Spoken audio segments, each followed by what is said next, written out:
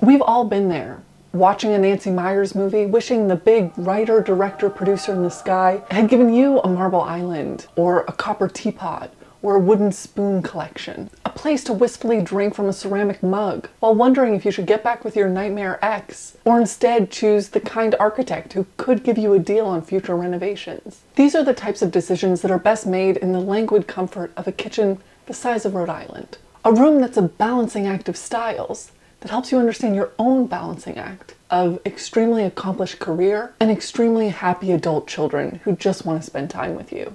It's warm and cozy, but clean and simple. It is the ideal form. And seeing it all perfectly expressed, it doesn't take long to wonder, what am I doing wrong?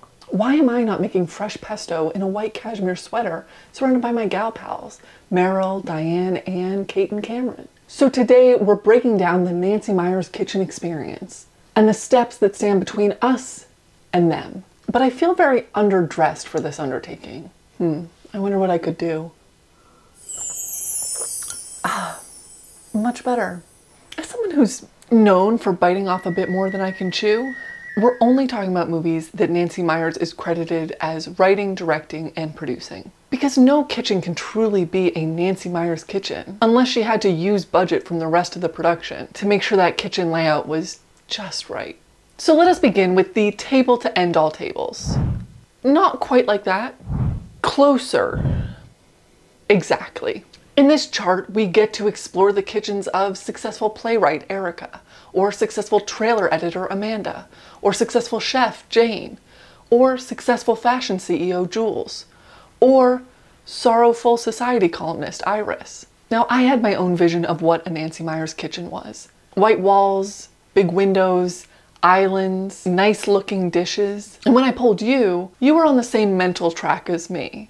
Open shelving, nice cabinetry, natural light, white ceramics. So let us begin with the blueprint. Something's gotta give. Where I got my first taste for this kitchen style and my first distaste for Jack Nicholson.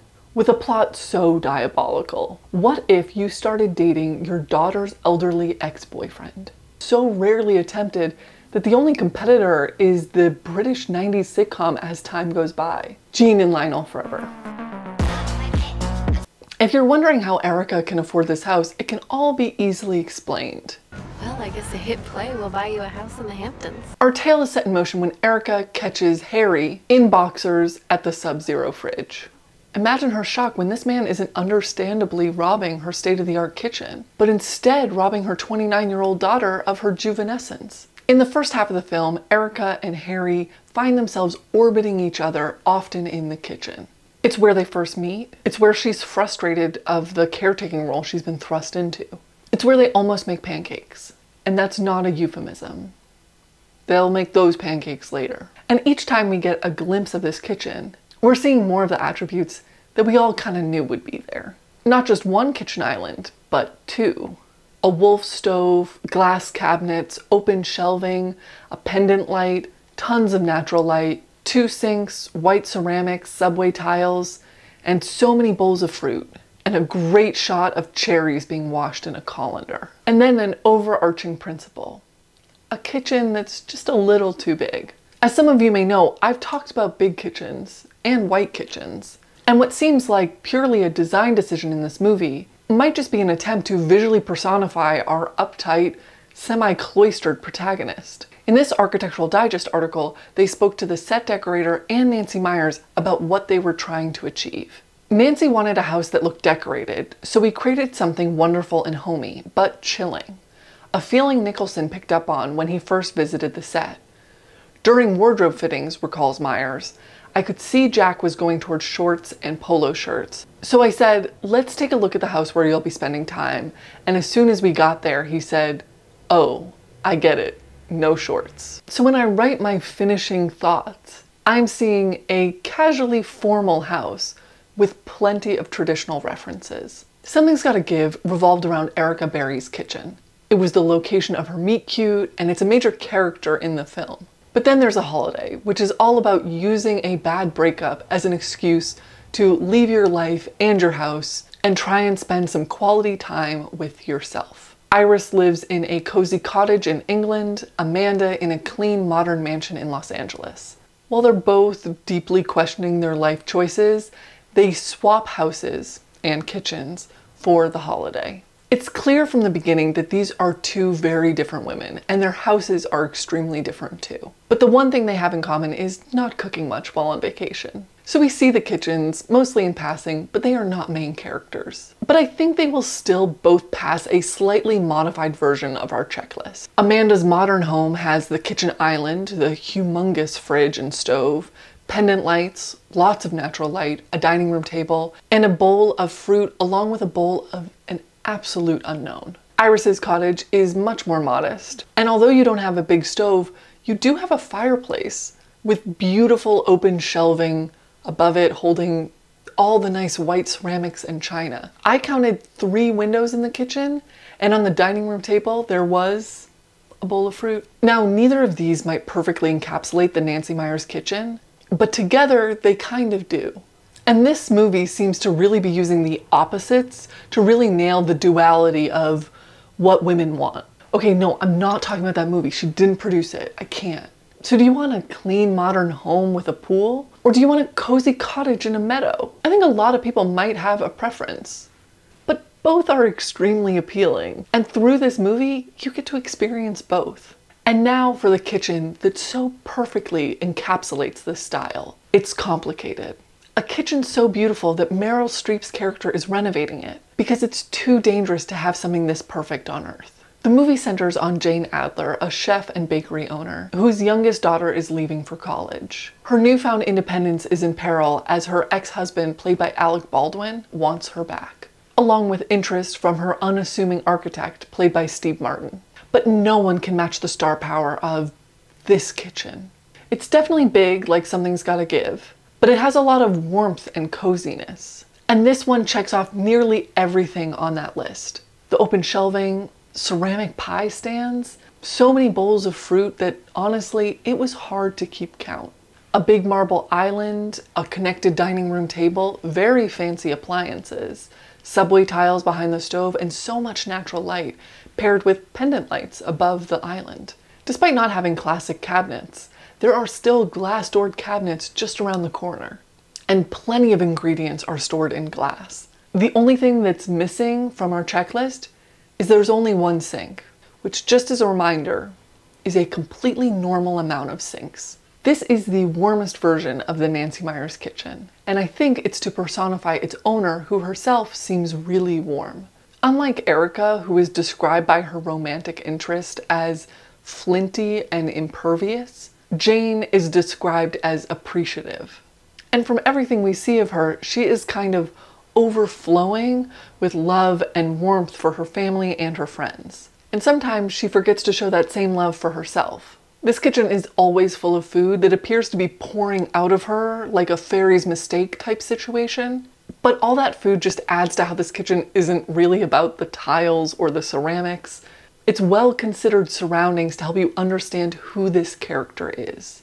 By the way, it's almost cruel of me to make a video about this, since Nancy Meyers has often been reticent to talk about the houses in her films. When asked in 2015, she said, "I used to not want to talk about this." Why not? Well, because I thought that it takes away from us as filmmakers to talk about this. But the houses have become like characters in your films. That's what I think, but there's an awful lot of attention paid to these things, and architecture porn, and all that stuff. In a later interview in 2020, she said she didn't get the memification of her work. I don't totally get it, no. Scott Rudin, who was the producer of It's Complicated, said something to me when we were designing sets and stuff. He said something like, "Don't go there again with this movie."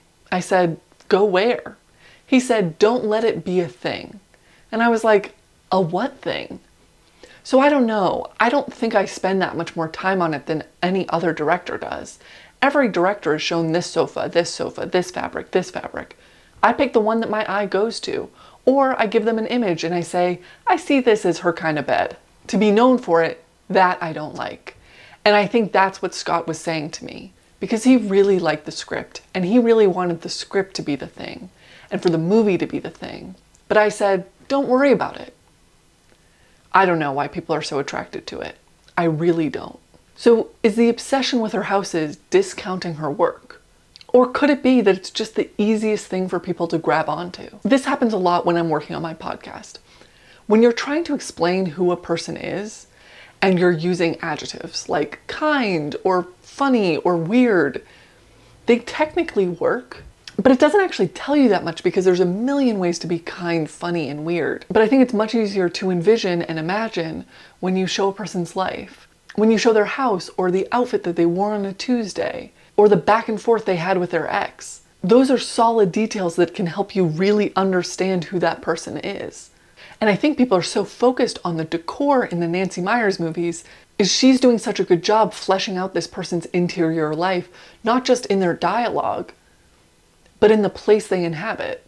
And when you first watch a movie, it takes a lot of time and consideration to think, wow, I really like how Meryl Streep began to recognize the things she was doing for herself versus the things she was doing for other people, and how she had to slowly work backwards to understand what she wanted. That's going to take some time, but it's pretty easy to say, wow, that kitchen was beautiful. I love those windows. Because it's a lot simpler to comment on what you see versus what you feel. Now, for each of those movies, Nancy Meyers built the interiors of those homes on sound stages. But in The Intern, the last film we're talking about, she didn't. But the kitchen still passes the Nancy Meyers test. But possibly the reason for that is because her style of kitchen has become almost synonymous with what luxury kitchens are. So we've got it all. Ingredients in glass, 2 sinks, pendant lights, ceramics, open shelving, a bowl of fruit, a big stove, subway tiles, marble counters. In that interview, Nancy Meyers talks about the relatively bigger budget she was given for those past movies. And she talks about these expansive houses that were able to be built. The interviewer asks if she lost that for The Intern. Oh yeah, we had less than half the amount of money to do that movie, and it was all practical locations. I was very used to imagining the set, with there being a drawing and then they start building. I love that process, but shooting on location isn't so terrible. I mean, you can still get what you need. I just wasn't used to it. And I'd get to a house and I'd say, well, that's good. We'll paint it. We'll change the front door. And they said, we don't have money to change the front door. This is the door that comes with the house. So in The Intern, this is a Nancy Meyers kitchen because most fancy kitchens have become a Nancy Meyers kitchen. But while her style has been magnified to this huge level, and all of these films have made at least 2.5 times their budget, it was a struggle for her to get The Intern made. She said it was harder than any other movie she's written. But then The Intern made nearly 5 times the budget. So that must mean she can make whatever she wants now, right? Right? Oh, never mind. Netflix pulled the plug on her upcoming big budget film. But I made another table just in case any film executives are watching. She knows how to make a hit. So we might be placing Nancy Meyers kitchens in a box, or in my case, a table. But I'm not sure she deserves that. The houses that Nancy Meyers made for these movies was to make these people and these places more three-dimensional, to make them more real. And I think because her characters often have a lot in common with herself, you get this very defined aesthetic that you can easily recognize as her. She talked about one of her kids' friends watching Father of the Bride at 11 and described it as like being at your house for 2 hours. And I just think about what a compliment it is when someone comes into your apartment or your house, your kitchen, your bedroom, and they say, wow, this place really looks like you. And if you've managed to make a place that is so easily defined as yours, that means you really know what you like and what you don't like. And you found a way to translate your personality into a space. And that's really impressive. So maybe Nancy Meyers is just very good at knowing what she liked. And we saw what she liked. And we all said, same. So this is your reminder to put things in your house that you like and make you happy. So that you can get closer to a space that feels like you. Because that's what the Nancy Meyers kitchen experience is all about. And if you like what she likes, perfect. And also a reminder to major studios, you better find that money. I want her building another set and you're the only thing standing in our way, so pay up. If you want to see my reaction to the Architectural Digest article featuring Nancy Meyers' actual kitchen, come join my Patreon. I went through her house and added it to our table. It scored very well. I've been on a bit of a kitchen kick lately, and my last video was about lighting in kitchens, which goes more into the past and the present of ultra white kitchens. If you like this, I think you'll like that. Thank you for watching. Bye.